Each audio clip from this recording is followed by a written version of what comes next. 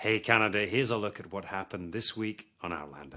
The episode's called The Devil's Mark, which refers to the vaccination mark on Gaelus's arm, and which people at the time thought as the mark of the devil. We decided to make a bigger deal out of the vaccination mark than in the book. In the book, Claire sort of notices the vaccination mark as she's being rescued by Jamie, and then upon reflection, she realizes what that was, and what it meant, and what it implied about Gaelus potentially being a time traveler. 1968. Dramatically for the show, it felt like that would dissipate the moment, that if she only made that realization later, looking back on it, then the sort of dramatic moment has slipped by us. When you're constructing it as a script, you sort of want these dramatic beats to happen in the moment so they have the maximum impact. This whole episode is very important for the relationship of Gaelus Duncan and Claire. You know, they've been sort of both wary of each other and realizing that each of them has a secret, and also sort of becoming friends at the same time. So it's always been a really interesting relationship.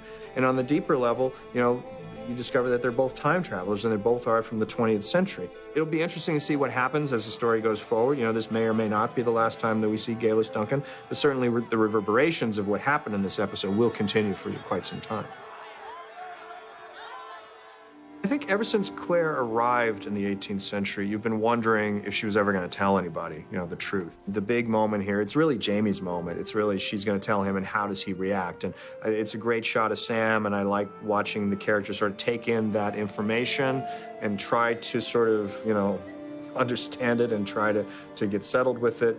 And of course, it's a pivotal moment in the entire relationship between these two characters. It's the moment when she tells him the truth and who she really is. I'm from the future.